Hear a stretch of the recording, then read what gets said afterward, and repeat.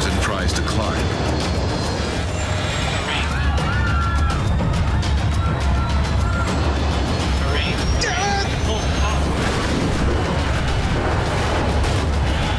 Captain Kevin Stables is preparing to pilot Emory Worldwide Flight 17. His first officer is George Land. They're hauling freight across the country aboard a 30-year-old DC-8 cargo plane. Hi there. Is that the load plan? Just before they're finished up and loading the last couple of containers, they would give us a list of all the freight containers and how much it weighed and what position on the airplane it was. There you go, boss. Then we'd take that information and we would calculate the weight and balance on the airplane and make sure that it was all correct. Airspeed's alive. Alive here. 80 knots. 80 knots. Elevator checks. Just another routine takeoff. V1. Rotate. But as the nose wheel leaves the ground, the DC-8 pitches upward much more steeply than it should. Watch the tail. They recognize that they have an issue during the course of the airplane actually starting to rotate as it lifts off the runway. V2. Positive rate. The sudden takeoff is quickly followed by an uncommanded left bank. I got it. You got it? Yeah. This is anything but routine. We're going back. What the hell? The center of gravity's way out of limits. They need to return to the airport as quickly as possible. Emory 17 emergency. Emory 17, say again? When a pilot declares an emergency, that really cues an air traffic controller to know that this isn't just an abnormal situation, this is a critical situation. The ground proximity warning begins to sound. We're sinking, we're going down, guys. All right, all right. Okay, we're going back up. The DC-8 starts climbing again, Roll out, roll out. but the pilots are still struggling for control. Emory 17 extreme. Balance problem. Emory 17, roger. The airplane started to go into these big perturbations, dive and then climb, dive and then climb. They push their control columns all the way forward in a desperate effort to level the plane. Power. More? Yeah. Captain Stables and his crew have managed to get their crippled plane to within sight of the runway. It was working very well. He made it almost all the way around to the backside of the airport. They knew if they could get back to the airport, there was going to be crash fire rescue that would have been able then to help them. They've now got less than a mile to go.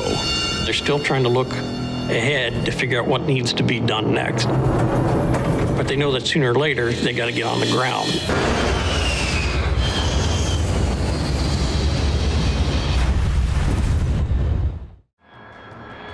China Airlines Flight 120 is on final approach for landing. They're now less than a minute from the runway. T20 10. It's a textbook landing. All that's left for the China Airlines pilots is to park the plane. Engine start levers. Engine start levers cut off. With the engines off, they can finally relax. Hey, what is this? What's happening? Just when they thought they were safely parked, Cockpit ground. Number 2 engine fire. a radio call alerts them to an urgent danger. Their plane is on fire. Attention crew on station. Attention crew on station. Dynasty 120. We are calling a fire truck. Remain standby. We have wheel fire, please. Slap lever. The pilots know they need to get their passengers off the plane before flames reach the fuel tanks. but they can't open the cabin doors yet. Engine fire warning switches. Override. They must follow an evacuation checklist. Finally, the pilots are ready to open the doors. Evacuation required now. Required. No pushing, no pushing. Please keep moving forward. But it will take time for all 157 passengers to make it to the exit. George Ishizaki is watching the unfolding disaster from inside the airport terminal. I just happened to have my camcorder with me. I thought, oh my God, what is happening? The plane has been burning for close to 3 minutes. It could explode at any moment.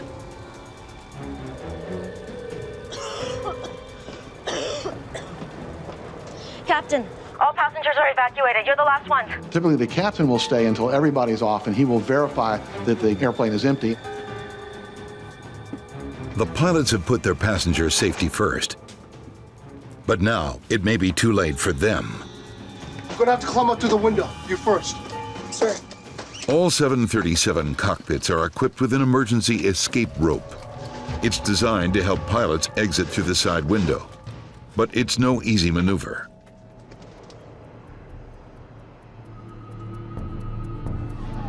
Then,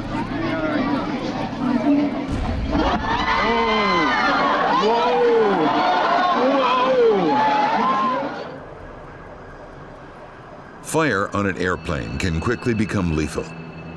Incredibly, on Flight 120, all 165 people on board have escaped unharmed. I've never heard of any evacuation where somebody wasn't hurt.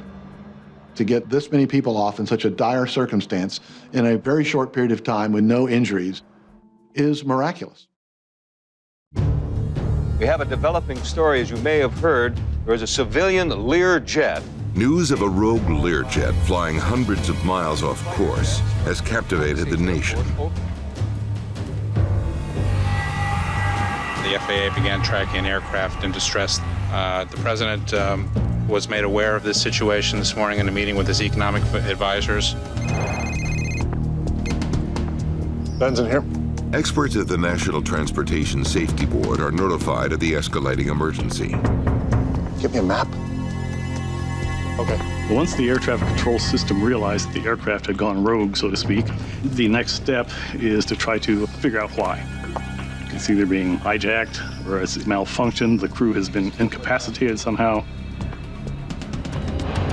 Controllers scramble F-16 fighters to track down the wayward Learjet. Jim Tidball has come up with a rough calculation of where the plane will run out of fuel. My best guess is South Dakota, possibly North Dakota. I can't say more than that. Let's hope he's right. With any luck, they won't hit anything.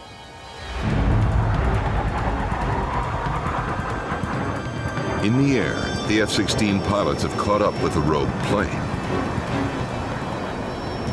The windows of the aircraft provide an ominous clue. No movement and the windows covered in frost. The Learjet is now a ghost plane. Can we narrow down the crash site anymore? With no hope for the passengers and crew, the only focus now is on where the plane will come down. According to calculations, the jet is almost out of fuel. At 10 minutes past 12, it happens.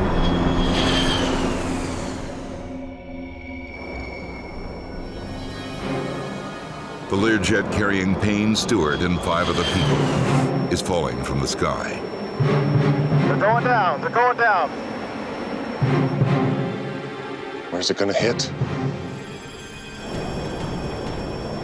The F-16 attempts to follow, but the plane disappears into the clouds.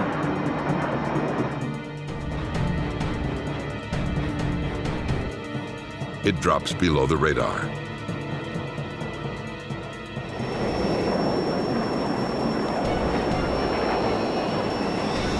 Center, I've got a crash site.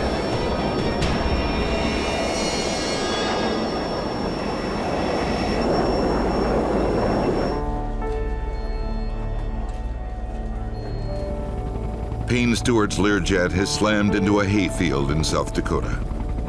There are no survivors. Amid growing confusion in the cockpit, the pilots of Flight 2120 still don't know that there's smoke in the cabin. All they're dealing with is just all the alarm bells going off to indicate that equipment is failing left, right, and center. But mechanic Jean-Paul Philippe realizes they're in serious trouble. An onboard fire has the potential to consume the entire aircraft in seconds.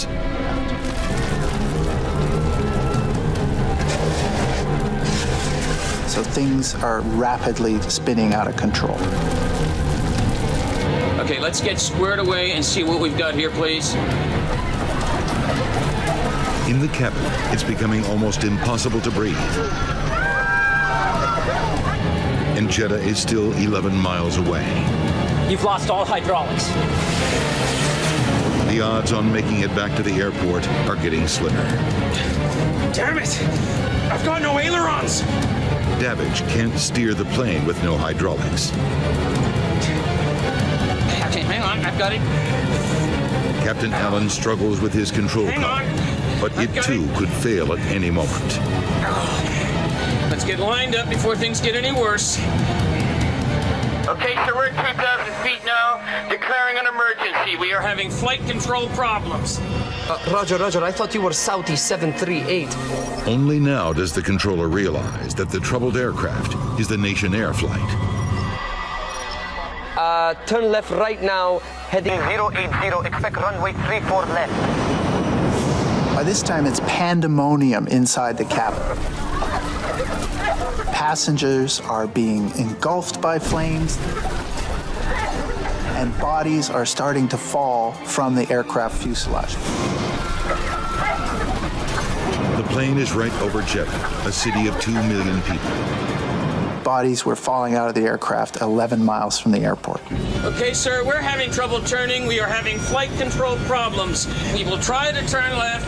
We are having flight control problems. In the situation, it would have made certainly controlling the aircraft for an approach and landing very, very difficult. How much further? 10 miles. 1,700 feet. Choking for air, some passengers try to open the doors. At this speed, it's impossible. Jeddah 2120, clear to land runway 34 left. Okay, we're coming straight in. We'll land on the left. Require emergency vehicles immediately. We have a fire. We will be ground evacuating. Jeddah 2120, clear to land any runway. Clear to land. There it is, it's 2 miles out. All right, let's get on the ground.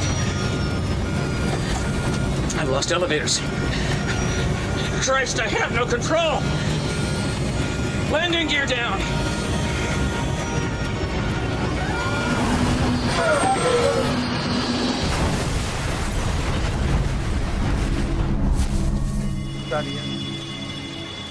The fiery explosion and sudden impact with the ground has all but obliterated Flight 2120.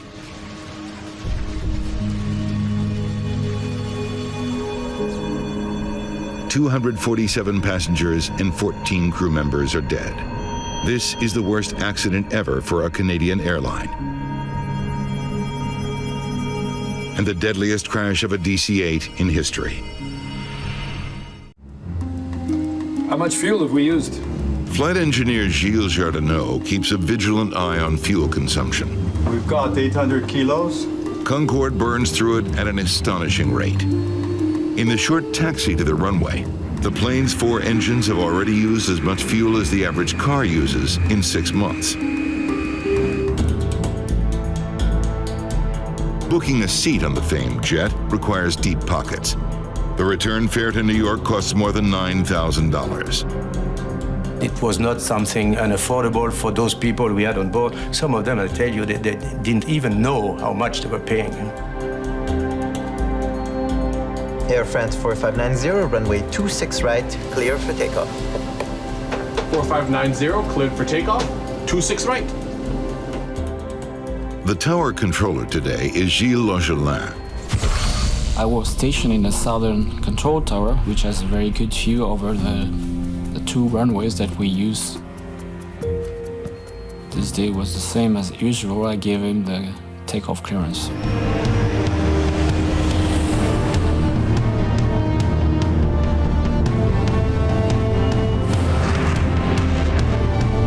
Four greens. V1. The first officer tells the captain they've reached V1, or decision speed. They're now going too quickly to abort the takeoff. You cannot stop anymore. You have to go on. You have to continue takeoff, whatever happens.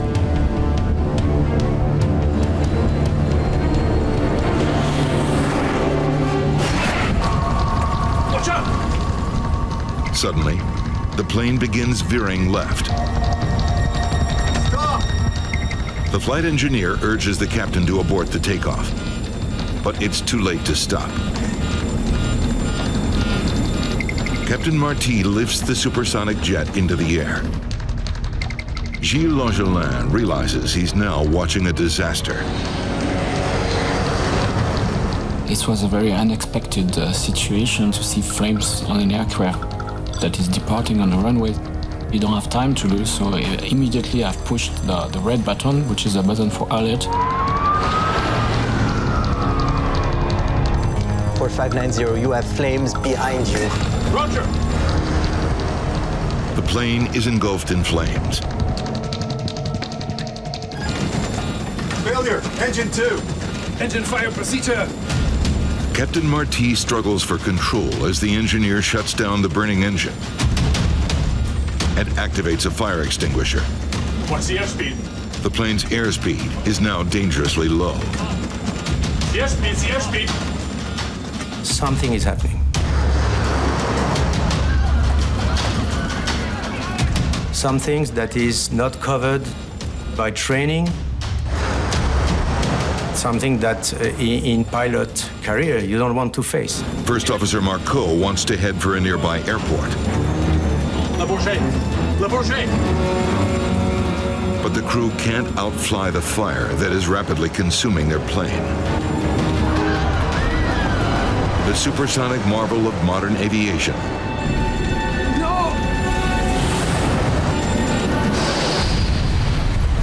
Slams into an airport hotel.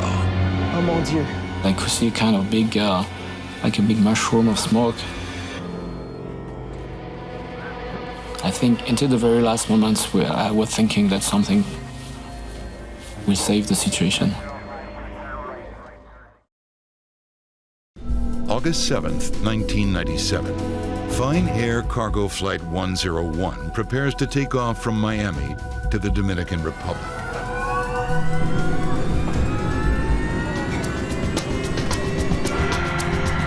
At 12:30 p.m., when Flight 101 taxis to its runway,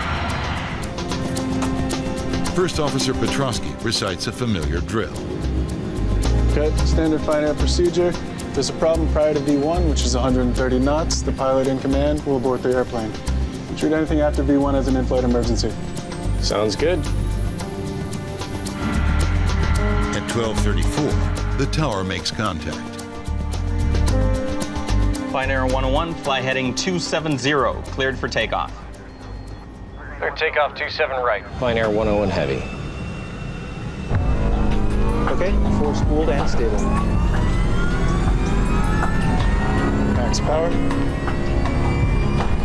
Okay, coming up on 60 knots. Power set.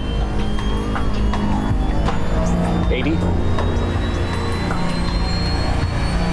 V1. Rotate.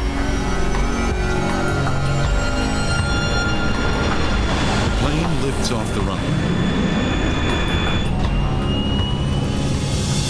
Easy, easy. Easy, easy, easy.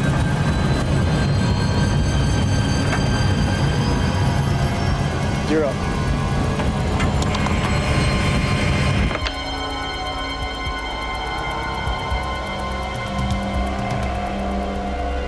The air traffic controller is alarmed by what he now sees.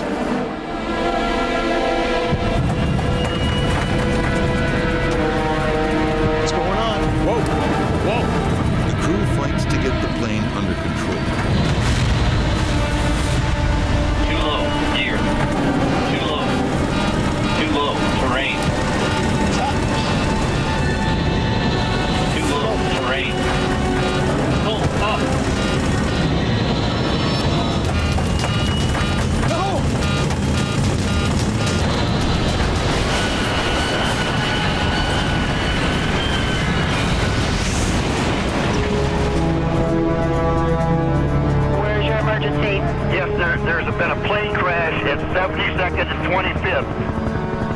hits the unthinkable, a plane crash in the heart of Miami.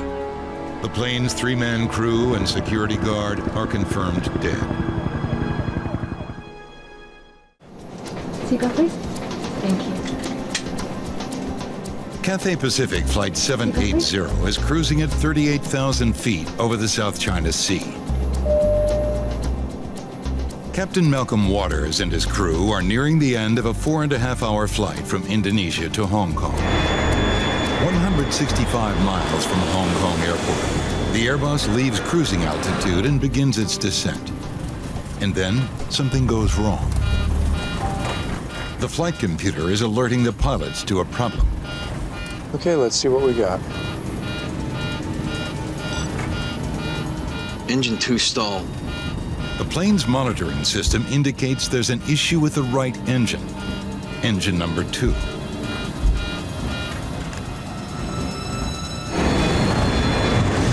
With no explanation for the incident, Captain Waters reduces power on the engine to idle to protect it from damage. Idle. The lowest possible power level while still keeping it running.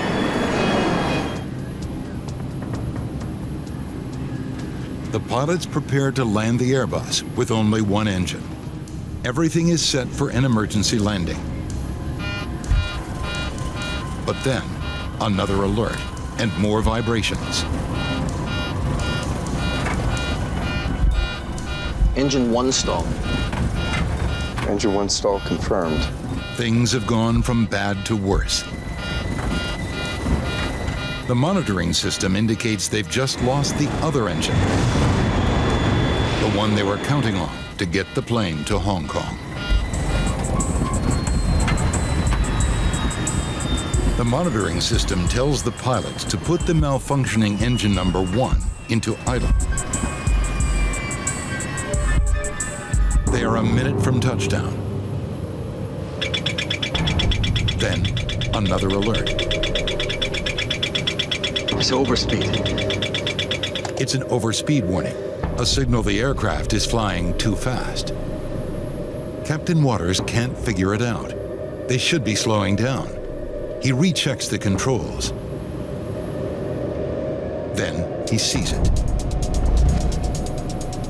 Engine number 1, which he throttled back minutes earlier, is still running at 74% power.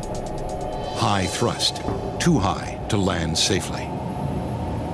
Too low, terrain. Too low, terrain. Their speed is over 100 miles per hour faster than normal. So fast, the flight computer doesn't recognize that the pilots are trying to land. Captain Waters pushes the nose down, forcing the Airbus onto the runway.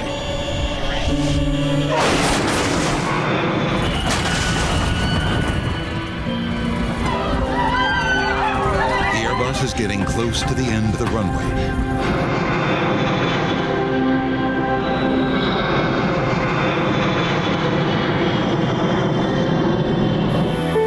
Finally, the aircraft comes to a halt just a short distance from the water's edge. They've used up more than 8,800 feet, over 1.5 miles of runway. Once the aircraft did stop, there's a look of what the hell just happened. It's a rough ride aboard a 737 on descent to New Orleans. A violent thunderstorm has caught the pilots off guard. Ask the flight attendants to take their seats. Flight attendants, please take your seats.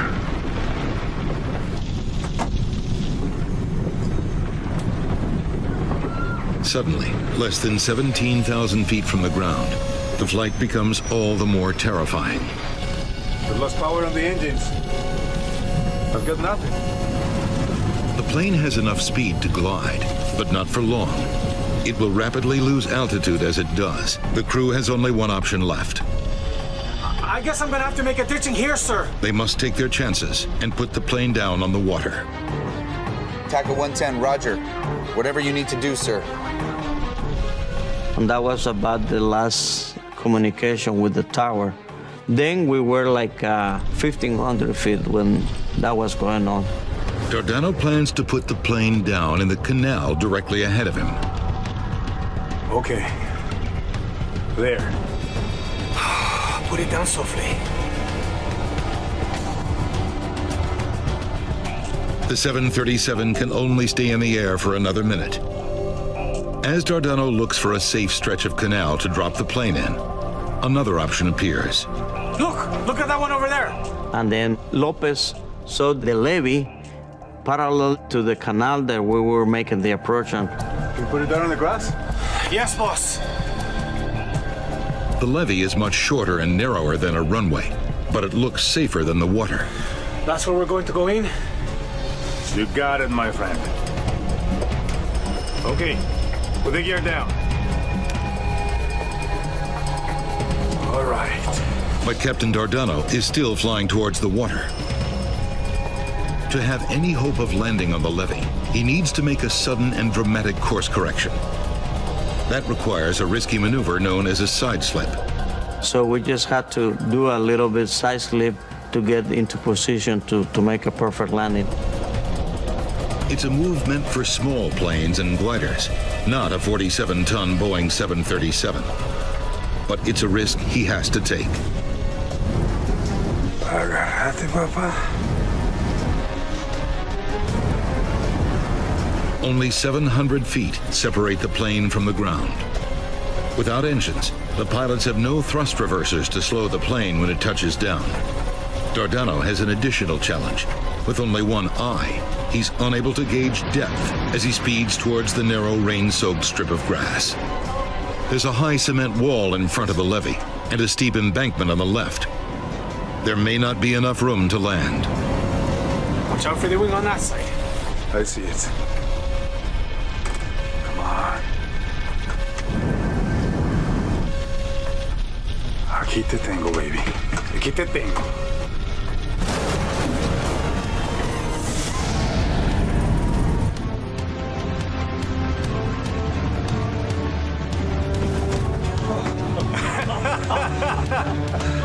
Very good. Very good. Very good, Charlie. El aterrizaje fue espectacular. El avión The landing was aterrizó spectacular. The plane landed como que so se lo hubiera smoothly. llevado con una mano, o sea, There wasn't even a bit of turbulence. no hubo ninguna ni media turbulencia. A perfect Un aterrizaje landing. perfecto. January 2009, U.S. Airways Flight 1549 departs New York's LaGuardia Airport. There are 150 passengers on board, bound for Charlotte, North Carolina. The aircraft took off uneventfully, and very shortly after takeoff, they lost all engines as a result of birds. I caught something out of the corner of my eye, and slightly to our right, but still ahead of us, was a line of birds. And they were very, very close, too close for us to maneuver around. Whoa! After quickly assessing the situation, Captain Sully Sullenberger and First Officer Jeffrey Skiles realized that without engine power, they're not going to make it to any nearby airport. We're going to be in the Hudson.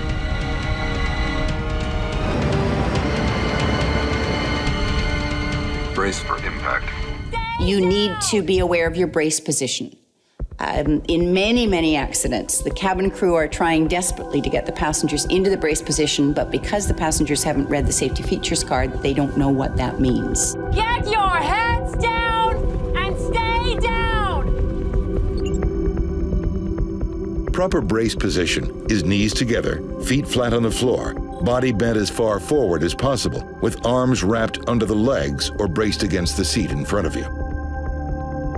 Your body's going to be thrown forward. So if you can get yourself into that position beforehand, the amount of movement back and forth is going to be reduced and the level of injury will be less. In the cabin, the passengers prepare for the inevitable. All the passengers really started kind of pulling together, and somebody yelled out as we were going down. Be ready at the doors. The folks at the door says, "We're ready." Clay Presley does what all passengers should. He stays calm and tries to think ahead. So I started thinking about, if we're going to crash, I know I need to figure out where the exit rows are.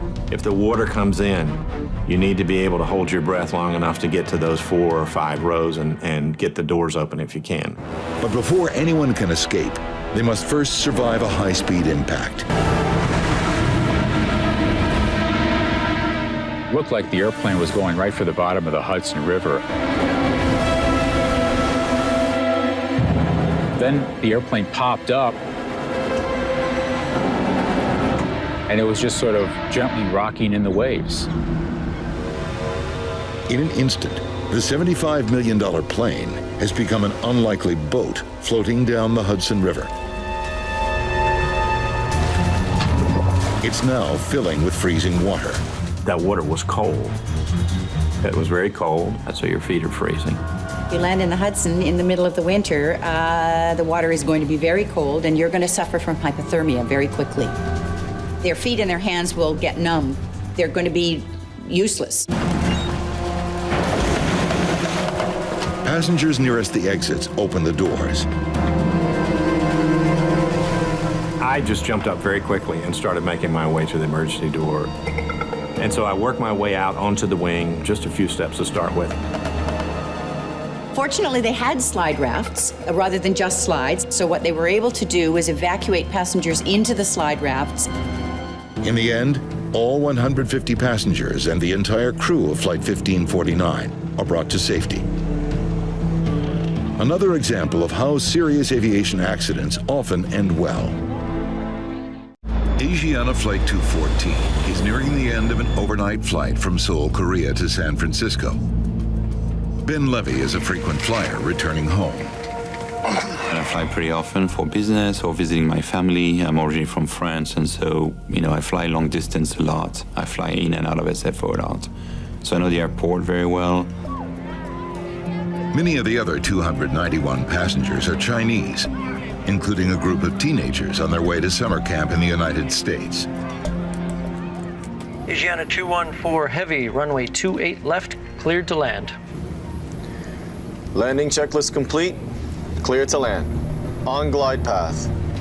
The pilots check a set of lights beside the runway that can help guide them to a safe landing.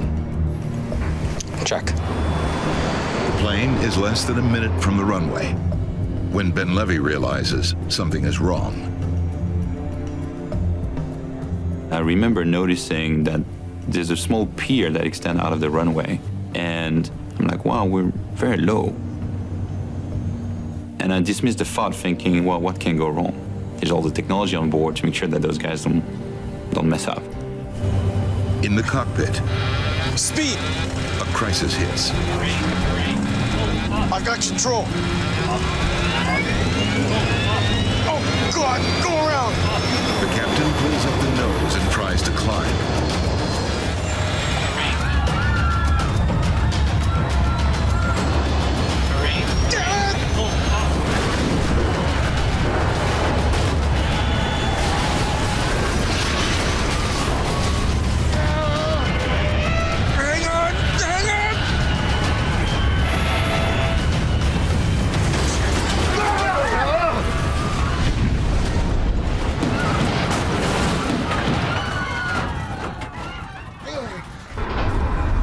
Impact has torn the tail off the body of the plane.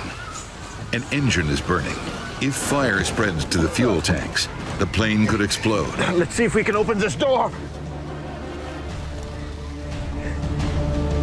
But getting down to the ground will not be easy. I'm expecting at that point to see a slide open, right? The whole like, hey, you open the door, the slide is gonna open, and there's no slide. Whoa. Okay. Help each other. Come on. Luckily, some crumpled pieces of the fuselage have formed a makeshift set of stairs. Ben Levy stays by the door to help the other passengers climb down. Come on. At San Francisco International Airport, runway 28L is a disaster zone. Fire crews battle to keep flames from consuming the fuselage of Asiana Flight 214. With rescuers now on board to help the injured, Ben Levy finally heads to safety.